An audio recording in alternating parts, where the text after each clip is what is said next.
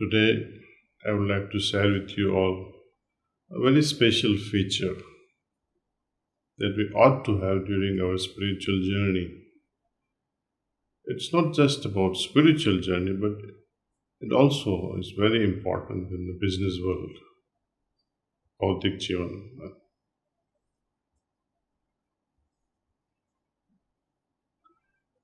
Once an idea occurred to me. What is good that will make your business very successful? So one keeps wondering and wondering and wondering. For a retail shop, it will be nice to have a retail shop in a strategic location in the city. If it's in the mall in the city, it has to also be on the right floor and the right location.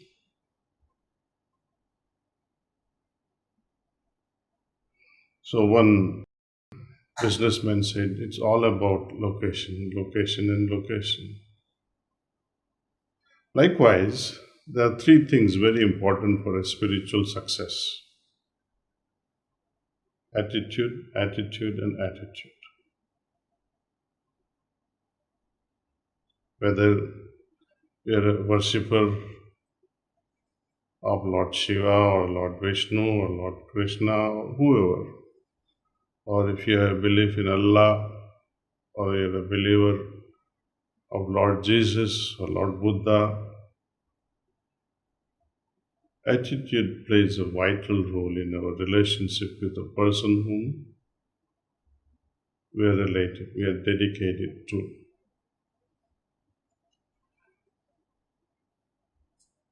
Imagine the importance that we give to very important guests. Very important guest is coming home. For example, your chief minister or your prime minister is coming home. How will you prepare your home?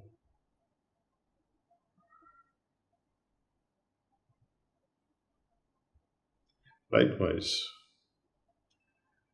when we are approaching God and trying to invite Him in our hearts, what should be our attitude? Are we preparing ourselves ahead of time, preparing our hearts? And there is a beautiful bhajan in Gujarat.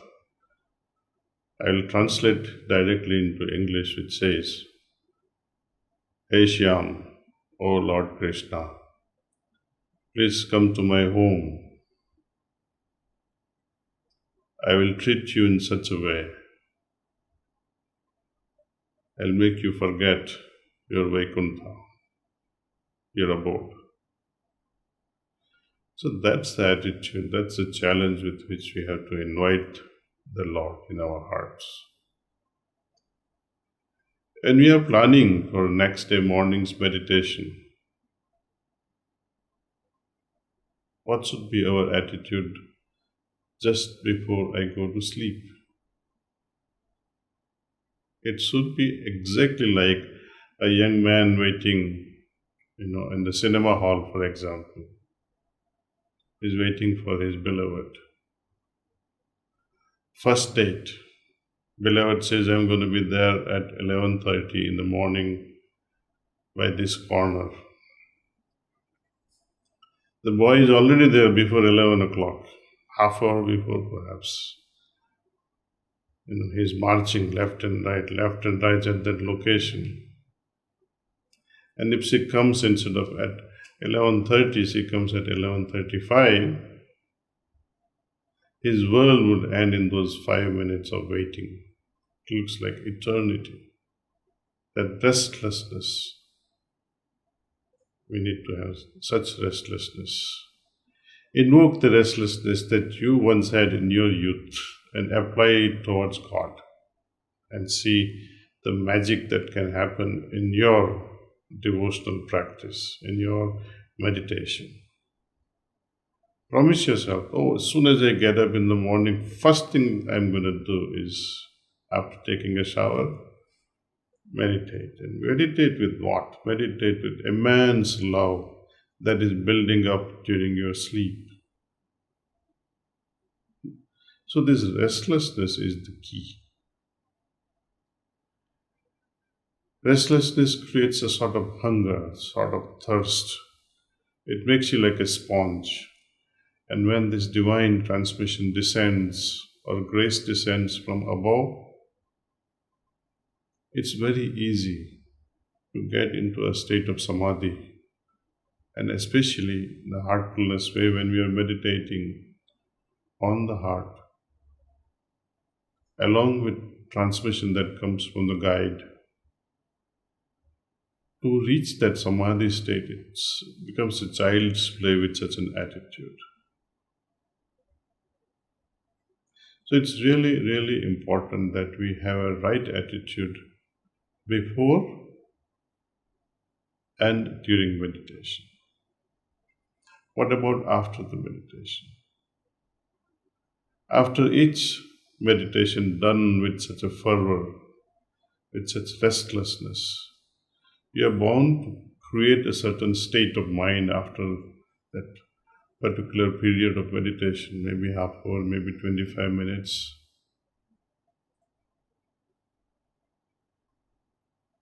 We have to focus now on that particular state where you are simply melting away, you are simply in love. Reflect on that state, reflect on that condition, and see how you can develop it further during your daytime, during your daily activities. So, in order for me to develop this further during my daily activities, I'll have to remember what was my state after the morning meditation.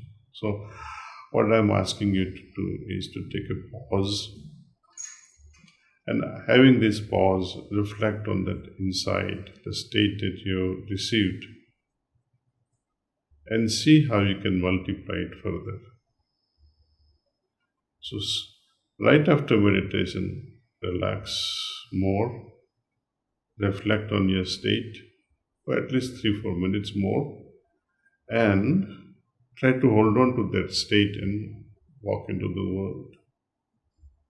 If you have to cook something, hold on to that state while cooking. You're partaking meals, hold on to that state while you're taking meals.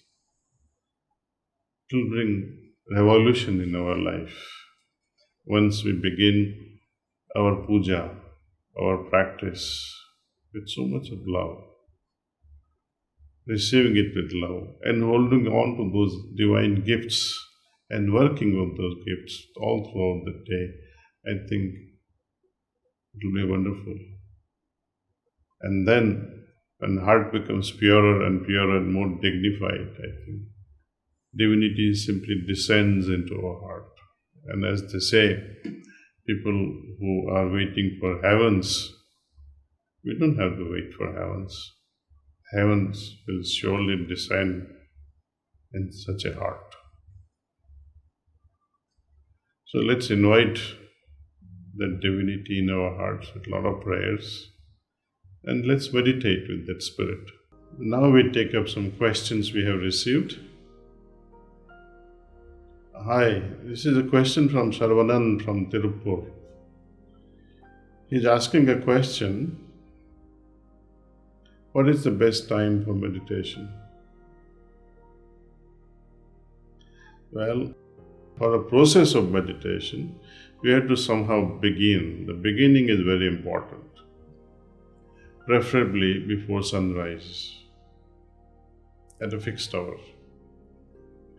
If you cannot meditate before sunrise, you can meditate any other time, 7 o'clock, 8 o'clock, 9 o'clock. And for sisters who are really busy with daily activities of looking after breakfast and preparing lunch for family and preparing children to go to school, they can meditate at noon. So there is no hard and fast rule for ladies, but for men and for sisters also. If you can meditate before sun rises, it will be good meditation. Meditation is one thing, and to remain meditative is another thing. Meditation can begin but meditative state of our mind should be maintained as much as we can during daytime. There's another question from my soul. Friend named Saurabh. Question is, will meditation make me happy? These days I am so depressed and lonely. I feel the effect of meditation lasts for a few moments and disappears as my day gets very active. You see, when we refer to one sloka from Gita, Lord Krishna says, how can you be happy? With every question, he responds also with a solution, with an answer. He says you can be happy under harmonious situation. When you are restless, can you be happy? No. How to bring about harmony within? Unless you become contemplative. And how can you become contemplative? Unless you have a focused mind.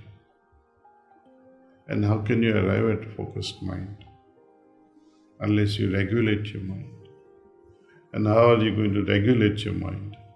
Unless you do meditation. So meditation and happiness, they are really closely related. See? If you are getting disturbed after a few minutes of meditation, that means the method that you are using is not proper. You need a good trainer. You don't have to spend enormous money, neither do you have to spend even one naya paisa. The technique taught under heartfulness, the guidance given to you under heartfulness, pranahuti that you receive through heartfulness is all free. You are welcome to experiment with it and let me know within 1 week the transformation that you may see in your attitude, in your lifestyle, in the way you think. All the best.